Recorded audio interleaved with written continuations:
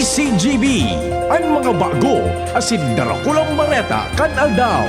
Mga baretang balansyado, daing pagkikilingan, asin makatotohanan. DCGB, Bareta alas 7. Mga preskong bareta sa lado lokal, nasyonal, internasyonal, asin iba pa. Bareta alas 7. Digdi sa GB, garantisadong bareta. Maray na aga mga tugang, Webes Pongonyan, Agosto 21, 2025. Ini po ang bareta, alas 7 asin kami ang sindong magiging mga tagapagbareta. Ako po, si Jasmine Baloloy. Ako man po si Mardela Dainiba. Enot sa headlines, ito ang darakulang mga bareta sa lado lokal. Publiko piging ganyar, naiusip sa indang opisina, o piging ganyar kan LTFRB naiusip sa indang opisina ang mga PUP drivers na nagsasingil ng palabaw na pamasahe sa luwas na approve rates. Populasyon kan Bicol Region nagbaba sa taong 2024 sigun sa datos kan Philippine Statistics Authority. Monthly media briefing, piglansar kang gobyerno probinsyal kan Albay. Gabos na parokya, eskwelahan asin youth movements pig-inganyar kan Diocesan Commission on Youth na magpartisipar sa 42nd Diocesan Youth Marian Pilgrimage sa Oktubre 4 ngunya na taon. Sa ibang nasyon o kaya sa lado nasyonal, 80 billion pesos sa 2025 national budget inulang ni Presidente Bongbong Marcos sigun sa Malacanang. BIR iimbestigaran ang mga ghost flood control project. 351 billion pesos na flood control master plan dahil na i-turnover sa PBBM administration. Mga mayor nangapudan nin transparency asin accountability sa flood control projects. Sa ibang nasyon, Hamas pigalat pa ang kasimbagan kay Israel sa ceasefire deal.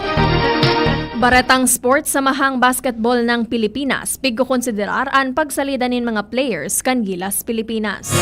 Yan ang headlines muna sa detalles ka mga bareta enot sa lado lokal. Ang baretang ini hatod sa Indokan. Optin Lutein Capsule. Alagaan ang paningin sa tulong ng Optin. Kitang-kita ang kalusugan ng mata. Inaprobaran kan Protected Area Management Board o PAMBI ang suspensyon kan pagkolekta nin bayad sa Mayon Rest House. Sigong kay Tabaco City Mayor Ray Bergais, nagtaryumpo ang LGU Tabaco sa indang kamautan. Ang desisyon sigon sa iya nangyari, durante nga sarang pagtiripon kasabay si Regional Director Francisco Milla asin ARD Attorney Ronel Sopsop kan DNR Bicol. Sigong kay Mayor Bergais, sa indang tinawanin doon ang suspension of fees, makainganyanin mas dakol na public access asin mapakusog kan lokal na turismo dahil mababawasan ang gabat na papasanon ka mga bisita. Dagdag padigdi ang inisyal na lakdang para sa formal na pagmidbid sa jurisdiksyon kan Tabaco City sa Mayon Planetarium asin kataraning na pasilidad apera sa Mayon Skyline Hotel and Park. Pinasalamatan man kan alkalde ang presensya ni City Councilors Roy Bon asin Ramboy Berses, Mr. Reynold Martinez asin Attorney Yami Balayo. Andrayong po sinyal kan signifikanting lakdang sa papel kan syudad nin Tabaco sa pagmanihar kan tourism sites sa palibot kang Bulkan Mayon mantang siguro na accessible sa publiko ang nasabing pasilidades. Ang baretang ini hatod sa Indokan. Plemex. Pag may ubo o hika, Plemex agad. Basta lagundi, Plemex. Nagbaba ang populasyon kan Bicol Region sa taong 2024 matapos ang 4 na taon. Sa datos kan Philippine Statistics Authority o PSA Bicol, nagbaba nin 17,739 o 0.07% ang bilang kan mga Bicolano sa Hulyo taon 2024 kumpara sa ultimong census sa bulan kan Mayo taong 2020. Sa ngunya, nasa 6.6 milyon na katawo ang rehistradong nakaistar sa rehiyon, hababa kumpara sa 6.8 milyon na nairehistro 4 na taon ang nakalihis. Nariparuman ang pagbaba kan populasyon sa mga probinsya kan Camarines Norte. Hale sa 630,000, naging 605,000 na ini. Mantang sa Camarines Sur, 2.73 milyon. Hale sa 2.68 milyon. Asin Isla kan Catanduanes, nasa 261,000. Hale sa 272,000. Mientras naglangkaw ang populasyon sa probinsya kan Albay, na dating 1.375 milyon. Ngunyan, nasa 1.379 milyon na ini. Ang baretang baretang ini hatod sa Indocan. Liver Aid Silimarine Capsule. Ang good drinks at good food, perfect combo. Isama pa ang Liver Aid. It's liver lover, boys! Piging kanyar kan Land Transportation Franchising Regulatory Board o LTFRB Bicol ang mga commuters na i-report sa indang opisina ang mga PUV drivers na nagsisingil ng palabaw na pamasahe na day kasabay sa approved rates. Sa entrevista kan DCGV News kay LTFRB Bicol Director Joel Di Feo, sayang ipinahayag na importante ang tabang ka mga commuters tanganing mapanimbag ang mga drivers na may violasyon sa lay. Sinabi ni Di Feo na kasabay sa reklamo ang vehicle's plate number tanganing madaling ma-identify kanahan siya kung si isa ang operator. Tinawan nindong kan opisyal na existing minimum fare mantinidong 13 pesos, 11 pesos para sa diskwento sa senior citizens, persons with disabilities, as in estudyante. Mientras tanto, pagpagiramdom ni Di Feo sa mga PUVs na pwedeng mampang sa suspensyon o cancellation kansedang prangkisa anday pagsunod sa ley. Kung may mga araw po kayan, may mga public utility vehicles na nagtataas po ipamasahe with an approval from the LTFRB, that is illegal. Pwede po sila magpaabot ni complaint digdi sa muyang opisina sa Legazpi City. Detalyado po ang plate number kan auto. Para po matrace tayo yan. Ang ipapatawag ni po kanan operator, issue po kami kan issue cause order. Ang baretang ini hatod sa Indocan, Mega One. Ang Mega One ay may 21 sangkap para matulungan ka sa iba't ibang karamdaman tulad ng diabetes, high blood, stroke, arthritis, kidney failure, cancer, viruses, at iba pa. Tumawag kay Doc Joey Bitito sa 0998-975-8121 or 0917-853-8933. Piging ganyar kan Diocesan Commission on Youth ang gabos na parokya, eskwelahan asin youth movements na magpartisipar sa 42nd Diocesan Youth Marian Pilgrimage sa Oktubre 4 alas 4 nin aga sagod alauna nin hapon. Ini may temang hali sa Romans chapter 5 verse 5 na hope does not disappoint na may kinaaraman sa selebrasyon kan Jubilee of Hope. Ang pilgrimage maagi sa traditional route magpoon sa St. Isidore, the Laborer Mission Church, Barangay Nagatiwi, pasiring sa Diocesan Shrine of Our Lady of Salvacion, Barangay Huruan Tiwi. Bilang preparasyon, magkakaigwanin facilitators seminar workshop sa September 2, 2025 sa St. John the Baptist Parish Church, Tabaco City, alas 8 nin aga kung saan kada parokya asin eskwelahan. Piging ganyar na magpadara nin duwang youth representatives. Sa iba pa natong baretang lokal, naglansar ng monthly media briefing ang Gobyerno Provincial kan Albay para makapagtaon ng regular na updates may kinaraman sa mga local issues asin concerns na nakakaafektar sa probinsya. Giniban enot na briefing ni Albay Governor Noel Rosal sa Blue Room kan Albay Capitol na pig-organisar kan Albay Provincial Information Office. Ipig-address ni Rosal ang mga issues may kinaraman sa flood control projects, quarry operations, power interruptions sa Sinibampa. Sigun sa PIO, ang media briefing gigibon kada third Monday kan bulan pagkatapos kan flag raising ceremony. Rinibong debotos ang nagpartisipar sa translasyon ni Ina foot parade bilang kaumawan ni Nuestra Señora de los Desamparados sa Bakakay, Albay. Ang mga debotos asin parokyano na hali sa parokya ni Santa Rosa de Lima naghalat sa barangay Hindi Covered Court asin sinabat ang foot procession na hali sa Nuestra Señora de los Desamparados Chapel, Upper Bonga. Nagkaigwanin simpleng reception rites, dangan sarabay sa foot procession, pasiring sa simbahan ni Santa Rosa de Lima. Nagpasalamat si Reverend Father Christian Busita, ang parochial vicar kan St. Rose of Lima Parish, asin pamayo, kan Executive Steering Committee, sa mga nakisumaro asin nagpartisipar sa aktibidad. Sobra sa 12,000 na job vacancies ang pwedeng aparbitsaran ka mga job seekers sa ibalong job fair na gigibon sa Agosto 29 sa 3rd floor kan SM City Legazpi magpon alas 9 ng pagkaaga. Sigun kay Public Employment Service Office of Peso Head, Sir Dads Ranieses, nasa 49 local employers, 2 overseas employers, asin 14 government agencies ay mapartisipar sa nasabing job fair para mag-operasyon ng trabaho. Sigun kay Ranieses na kadaklan sa trabaho may kinaraman sa tourism sector, marketing, technical and skilled work, asin iba pa. Aprobado na ni Mayor John Kenneth Trinidad kan Uwas Albay ang municipal budget na sobra 588 milyon pesos ngunya na taon. Pinirmahan ni Mayor Trinidad kasudma ang Appropriations Ordinance na minaaprobar sa local expenditure para sa fiscal year 2025. Sa opisyal na pahayag, sinabi kan alkalde na nabilog ang nasabing pondo sa paagi kan extensive consultation sa mga stakeholders, barangay leaders as in municipal departments. Prioridad sa alokasyon kan pondo ang mga programa para sa salud, edukasyon, disaster preparedness, infrastructure support as in sustainable livelihood para sa development as in progreso kan Uwas Albay.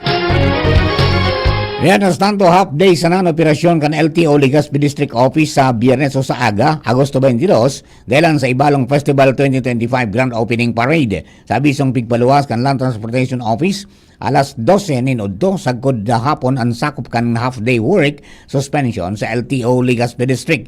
Gustong sabihin ding opisina sa pagkahapon, ang lakdang ginibo bilang antisipasyon sa piglalauman o pagpiot kan trapiko sa Legazpi Port Area base man sa traffic advisory na pigpaluwas kan gobyerno kan lokal kan Legazpi dahilan sa nasambid na aktibidad.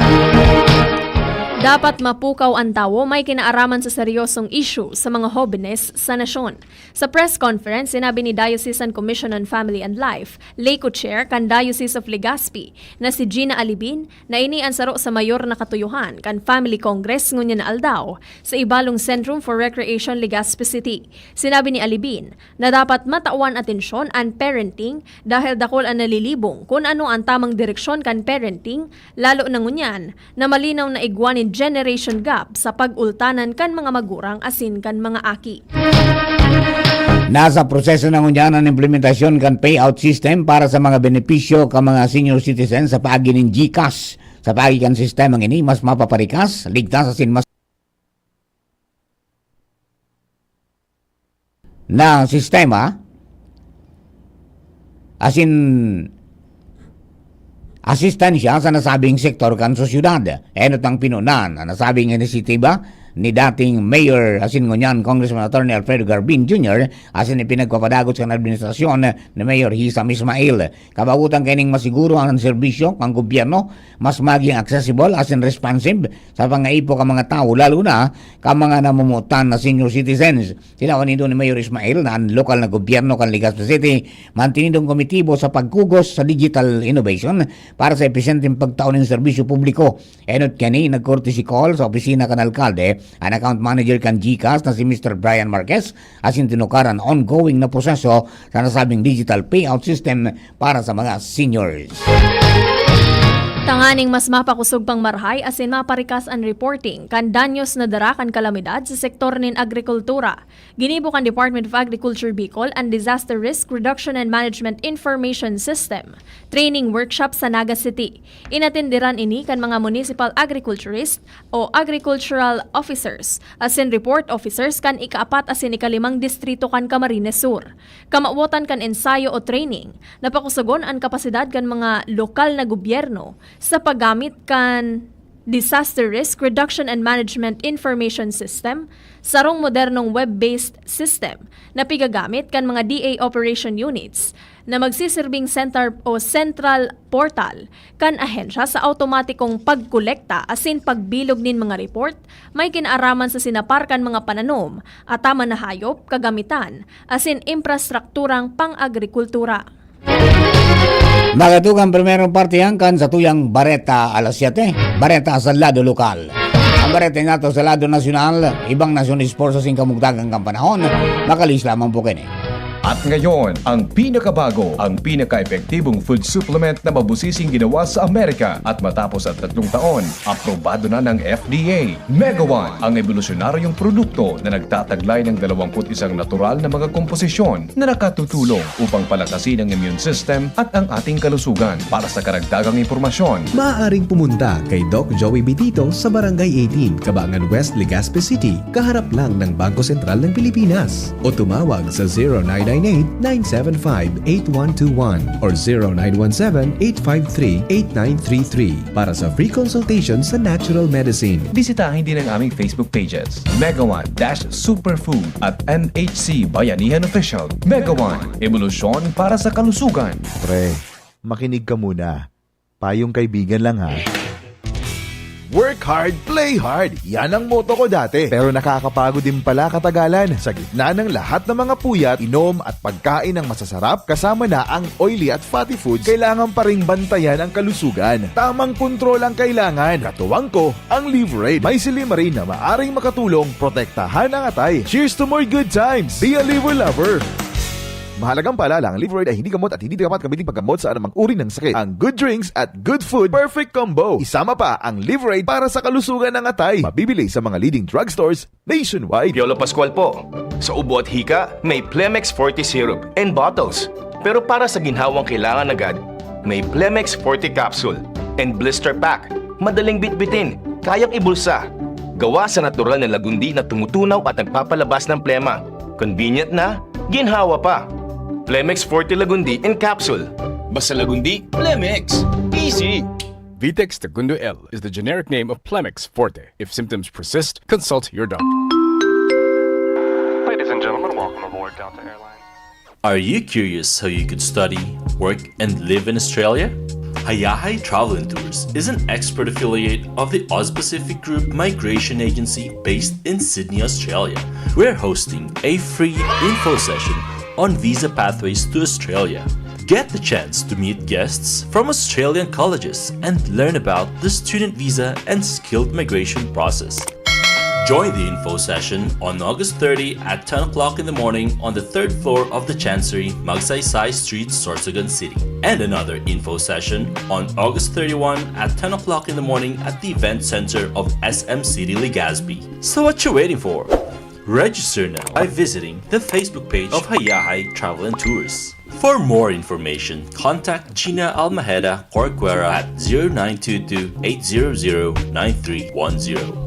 DCGB Barreta alas 7. Barreta alas 7. Sa bareta nga ito sa ladong nasyonal, kinumpirmar kan Malacanang na igwang 60 bilyon pesos, sagkod 80 bilyon pesos na pondo sa irarom kan 2025 national budget ang pinugulan ni Presidente Ferdinand Marcos Jr. na ipaluwas o i-release. Sinabi ni Palace Press Officer Attorney Claire Castro na ang pondo ay nakalinyada sa Philippine Development Plan kada administrasyon, partikular sa mga infrastructure sa Department of Public Works and Highways o DPWH. Sigung kay Castro, kadaklan sa mga pinagtagamahan sa nasabing kantidad, mga isiningit kang Kongreso, kaya ini pinaluwas kang Presidente. Dagdag pa niya na sigun sa DBM, kadaklan digdi, infrastructure kan DPWH na kadaklan inserted kang Kongreso. Dahil masabi ni Castro kung ano ang gigibon sa dahil pinaluwas na pondo, kaya haputon niya ang DBM dahil dahil pamantapos ang 2025. Magiramduman na naging kontrobersyal ang 2025 national budget matapos na mapabareta na may mga isiningit na pondo sa national budget ang mga legislador. Inanunsyo ni Bureau of Internal Revenue o BIR Commissioner Romeo Lumagi Jr. na magpartisipara ang ahensya sa investigasyon may kinaaraman sa anomalya sa mga flood control projects. Sigun kay Lumagi, uugidon kan BIR kung natapos ang mga proyekto asin kung matanos ang pagbabayad din buwis kan mga kontraktor. Sisiguraduhon man kan ahensya kung natapos na asin kung ano ang nangyari sa tax payments kan projects na mga ini. Makikipag-ordinar man ang BIR sa Department of Public Works and Highways o DPWH asin mahagad nin magkakanigong report asin dokumento maningo o manungod kan mga proyekto.